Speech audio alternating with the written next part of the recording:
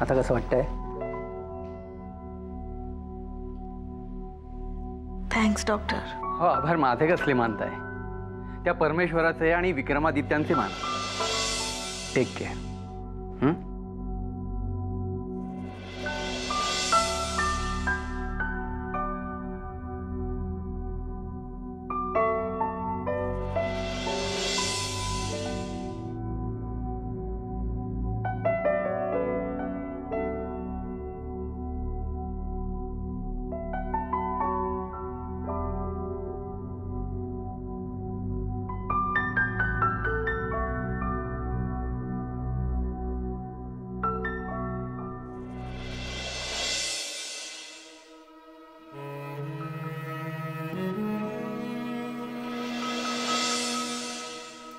कशी आहे तब्येत आता?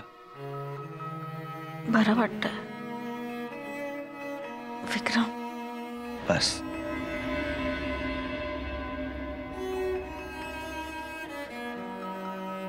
आता काही बोल नकोस. तू एकदा बरी होऊन घरी आलीस ना की मग आपल्याला खूप काही बोलायचंय.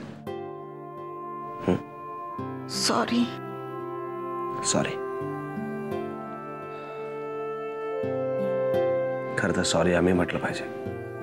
तुझ्या वाढदिवसाच्या दिवशी तुला आम्ही एकटं सोडून गेलो. हे आम्ही जर थांबलो असतो ना इथे तर ही परिस्थिती ओढवलीच नसती. पण आता नाही. आता तुला सोडून आम्ही एक क्षण सुद्धा कुठे जाणार नाही. यापुढे तू, आम्ही आणि आपल्या बाळाने खूप जगायचंय अनंताने.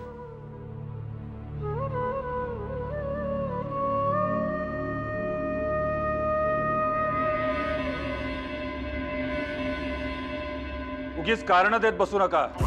आम्हाला काही एक ऐकायचं नाहीये. आम्हाला नताशा हवी आत्ताच्या आत्ता. असेल तिकडून शोधून काढा. जिवंत किंवा.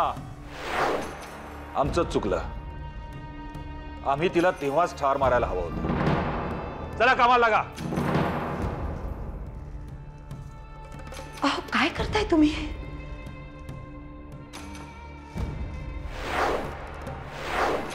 नताशाचं प्रकरण आता संपल्याच समाय. तिला शोधून काढून काय साध्य होणार आहे? म्हणजे आम्हाला असं म्हणायचंय की आता त्याच्यातनं काय निष्पन्न होणार आहे? आम्हाला प्रामाणिकपणे असं वाटतं की मागल्या सगळ्या गोष्टी विसरून जाणंच आपल्या हिताचे आहे. रणवीर राजे, ही गोष्ट जेवढी तुम्हाला बोलायला सोपी वाटते तेवढी आमच्यासाठी करायला सोपी नाहीये. नताशा प्रकरण आम्ही एवढ्या सहजासहजी विसरू शकत नाही आणि काही अपूर्ण गोष्टी आम्हाला पूर्ण कराव्याच लागतील. अहो पण बस. आमचा निर्णय पक्का आहे.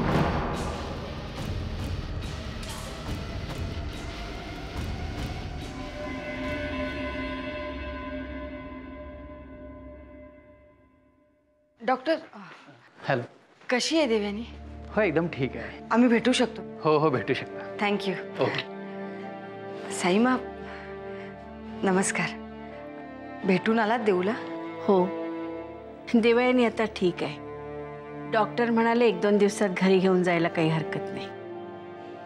बरं झालं विक्रमने वेळीच धावपळ केली, नाहीतर तिच्या जीवावरच बेतलं असतं. असं कसं झालं असतं? आमचा देवावर विश्वास आहे ना. आणि शिवाय तुम्ही सगळेजण आमच्या बरोबर होतात. तुमची देवयानी गुणी आहे, सुसंस्कारित आहे. साईमा, देव तुमची, आमची फक्त लेक. आमच्या घरातून तिला संस्कार मिळाले, पण संसार ती तुमच्या घरात करणार आहे. हो, नक्कीच चांगला संसार करेल. उशिरा का होईना, पण देवयानीला आम्ही समजू शकलो हेच आमच्यासाठी खूप आहे. हो, पण त्यासाठी तुमच्या दोघींचाही जीव धोक्यात घालावा लागला. आमचा जीव धोक्यात नव्हता. स्वतःचा जीव धोक्यात घालून देवयानीनं आम्हाला वाचवलंय. तो ॲक्सिडेंट आठवला ना की अजून सुद्धा अंगावर शहारा येतो. ॲक्सिडेंट? पण तो ॲक्सिडेंट नसून मोठा कट होता ना? म्हणजे साक्षीनेच सांगितलं की नताशाने त्या टेम्पो ड्रायव्हरला सुपारी दिली होती. पण मला एक कळत नाही साईमा, नताशा तर साईमा तुमच्या रणवीर राजे शिर्केंच्या ऑफिसमध्ये काम करते ना? मग तिचा तुमच्याशी काय संबंध? तिला नक्की कोणाला मारायचं होतं? मॉम चल, मी फ्रुट्स आणलेत. कधी एकदा देऊला बघतोय असं झालंय. चल लवकर. अरे हाय साईमा.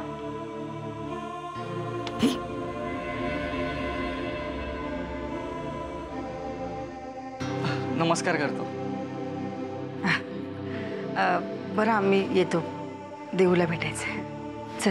आलो.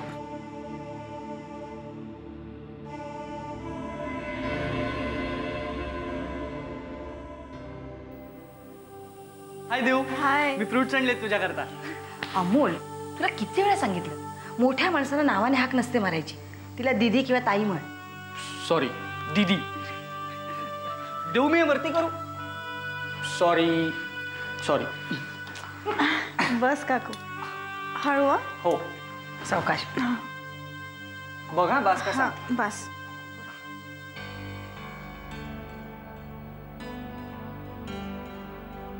लवकर भरवायचंय. पार्टी बॅलन्स लक्षात आहे ना? हा. काय सारखं सारखं पार्टी पार्टी करतोयस? आणि हळू बोल, हे घर नाही हॉस्पिटल आहे. मॉम सारखं का बोलतोस मला? जाऊ देत ना. ओके, पण आता एक नाही 2-2 पार्ट्या हव्यात. ओके. हो, मी बरी झाले ना की लगेच तुला पार्टी दे. कसं वाटतंय आता देऊ? बरं वाटतंय. अगं बाहेर साईमा भेटल्या होत्या, तुझी खूप स्तुती करत होत्या. म्हणत होत्या तुमची देऊ खूप संस्कारी गुणी मुलगी आहे. बरं वाटलं ऐकून. आता तुझं सगळं कसं छान होईल. देऊ, साईमाने त्या ॲक्सिडेंटचा खूप धक्का घेतला असं म्हणाल्या, पण तो अपघात नसून मोठा कट होता ना. म्हणजे साक्षीच म्हणाली नताशाने सुपारी दिली होती म्हणे. पण नताशा तर रणवीर राजे शिर्केंच्या ऑफिसमध्ये काम करते. तुझ्याशी आणि साईमांशी तिचा काय संबंध? तुला काही माहित आहे का? नाही काकू, मला काही माहित नाहीये. आणि आता जाऊ देत ना. सगळं ठीक झालंय ना, मग कशाला ह्या गोष्टींचा विचार करायचा? तूही विचार करू नकोस. खरंच आता सगळं कसं छान होणार आहे. आता आपल्या घरी एक बाळ येणार आहे.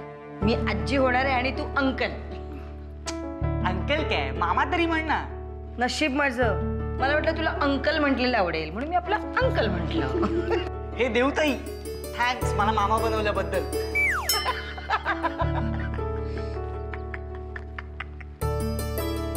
बरं ते झालं का? हे मॉम मला ओपन नाही का करता येते. ओपन द्या.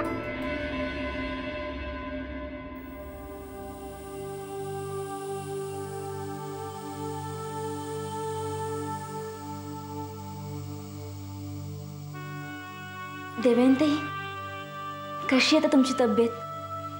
बरी आहे. कधीपासून यायचं म्हणत होतं, पण जमलंच नाही.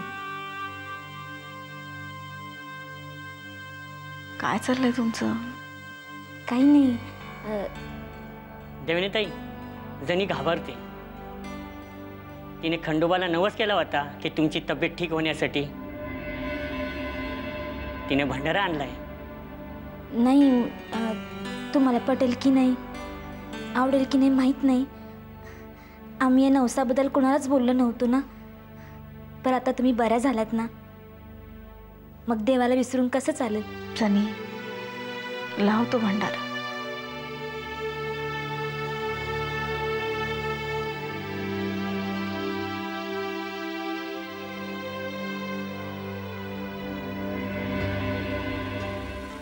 बाईसाहेब, आम्हाला बातमी कळली.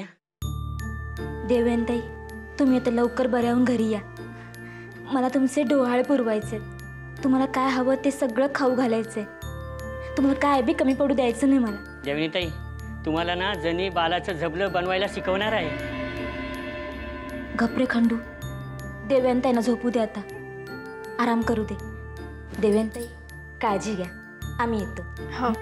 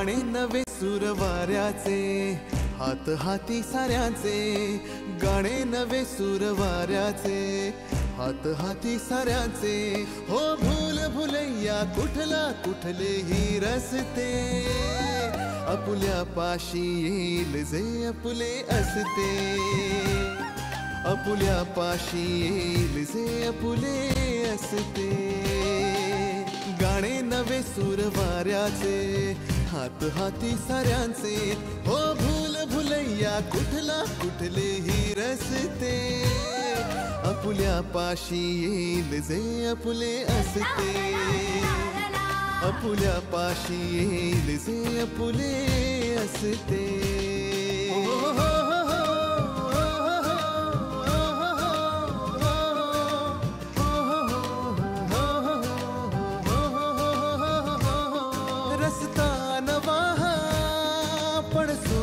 असली चुकण्याची आता मग भीती कसली, रस्ता नवा पण सोबत असली चुकण्याची आता मग भीती कसली, जे मनात लपले आहे,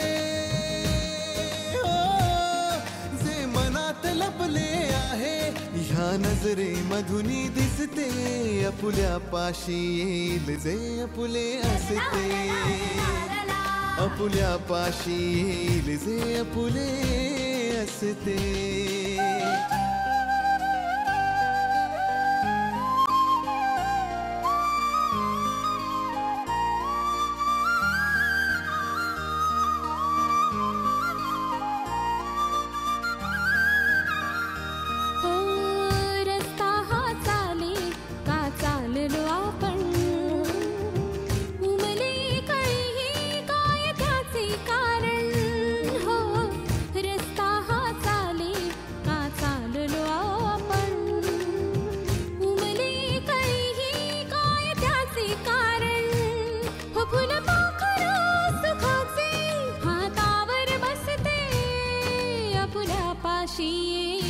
आपुले असते, आपुल्या पाशी येईल जे आपुले असते. गाणे नवे सूर वाऱ्याचे, हात हाती साऱ्यांचे, गाणे नवे सूर वाऱ्याचे, हात हाती साऱ्यांचे, हो भूल भुलैया कुठला कुठले ही रस्ते, आपुल्या पाशी येईल जे आपुले असते, आपुल्या पाशी येईल जे आपुले असते. गाणे नवे सूर वाऱ्याचे, गाणे नवे सूर वाऱ्याचे, गाणे नवे सूर वाऱ्याचे, गाणे नवे सूर वाऱ्याचे.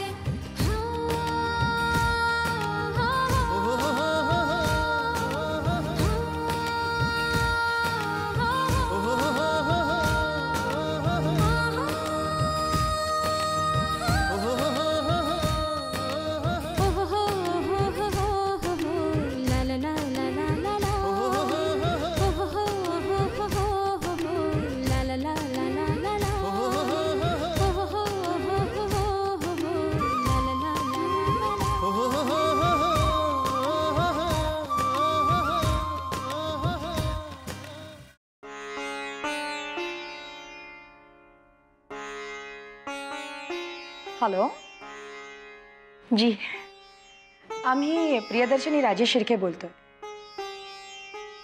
उद्याची तयारी सगळी व्यवस्थित झाली आहे ना? कुठेही काही चुकता कामा नाही है जी. ठीक आहे, हा गुड नाईट. प्रियदर्शनी, तुम्ही अजून झोपला नाही? तुम्ही सुद्धा जागताय साईमा? साईमा, उद्या देवयानी राजेश शिर्केंच्या घरामध्ये गृहप्रवेश करणार. उद्याचा दिवस आम्हाला इतका छान साजरा व्हायला हवाय की तो सगळ्यांच्या स्मरणात राहायला पाहिजे. हो प्रियदर्शनी, देवयानी उद्या राज शिर्क्यांची सून म्हणून या घरात प्रवेश करणार आहे, तिचं स्वागत खूप थाटामाटात व्हायला हवं. तिनं आतापर्यंत जो त्रास सहन केला ना, त्याचा तिला विसर पडायला हवा. खरंय तुमचं साईमा. खूप दुःख सोसलंय देवनं. स्वतःच्याच घरातलं स्वतःचं अस्तित्व सिद्ध करण्यासाठी प्रत्यक्ष मृत्यूशी झुंज दिली आहे तिनं. प्रियदर्शनी, झाल्या गेल्या सगळ्या गोष्टी विसरायच्या, येणाऱ्या आनंदाचा आता विचार करायचा. देवयानी बरोबर या घराचा वारसही येणार आहे ना, त्याचा प्रवेश झाला ना की या घरातली दुःख कुठल्या कुठे पळून जातील. खूप भाग्यवान आहे देवयानी. 2 छान गोष्टी घडणार आहेत तिच्या आयुष्यात. तुम्ही तिचा सून म्हणून स्वीकार केलाय आणि ती आई होणार आहे. आमची नजर नको लागायला तिच्या सुखाला. साईमा, आमची एक विनंती होती. काय? नाही म्हणजे राजेश शिर्केंच्या घरातल्या आनंदाचा दिवस आहे. अशा वेळी नील भाऊजी आणि रागिणीही इथे असते तर. नाही म्हणू नका साईमा, प्लीज. देवयानीच्या सुखासाठी. ठीक आहे, पण उद्याच्या कार्यक्रमात रणवीर राजे सहभागी झाले तर आम्हाला खूप आनंद होईल. पण त्यांचा देवयानीवरचा राग अजून गेलेला दिसत नाही. आम्हालाही खरंच असं वाटतं, खरंच मनापासून साईमा. उद्या रणवीर राजे या कार्यक्रमात असायला हवे. पण त्यांचा स्वभाव तुम्हाला चांगला माहिती आहे साईमा. एखादी गोष्ट मनात घेतली की काळ्या दगडावरची रेख.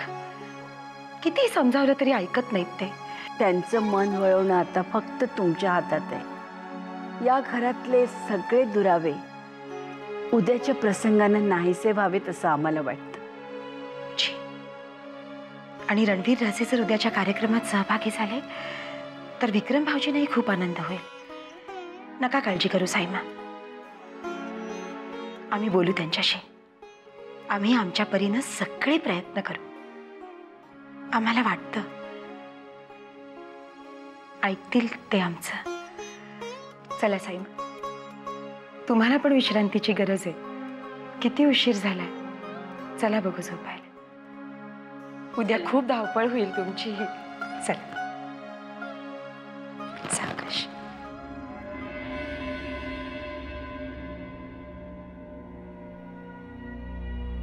आमच्या समोर आयुष्य जसजसं येत गेलं आम्ही ते फक्त जगत गेलो.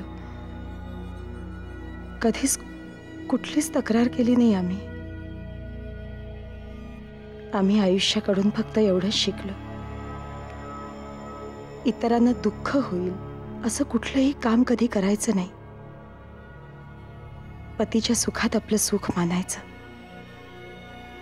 सासूची सेवा करण्यातच आनंद समजायचा. स्वतःच्या घराची परंपरा प्रतिष्ठा जपायची. स्वतःच्या मनाचा कधी विचारच केला नाही आम्ही. स्वतःला तेवढा वेळच मिळू दिला नाही. पण अशी अवस्था काय आमच्या मनाची आज. आज तर या घरात सगळा आनंदी आनंद आहे. मग आम्हालाच इतकं एकटं का वाटतंय. आमच्यातच काहीतरी उणीव असल्यासारखं का वाटतंय. आज अचानक आमचं अंतर्मन असं उफाळून वर का येतंय. का अशी एकटेपणाची जाणीव होते. खरंच का या घरात आमचं अस्तित्व काही नाही. फक्त एक सजीव मूर्ती होता आम्ही बास. की आमच्या सुखाची परिभाषा इतकीच आहे, इतरांच्या सुखात आम्ही सुख मानायचं बस. छे, अशक्य झालंय सगळं. विचारांचं काहूर माजलंय डोक्यात. आम्हालाच हे सगळं थांबवलं पाहिजे. आमच्या वाट्याला येणारं प्रत्येक दुःख आम्हाला गिळलंच पाहिजे. त्याची चाहूलही कोणाला नाही लागू देता कामा. नाहीतर आमचाच आमच्या मनावरचा संयम सुटून जाईल. नाही, आम्ही असं होऊ देणार नाही. आम्ही कोणाला काही कळू देणार कधीच नाही.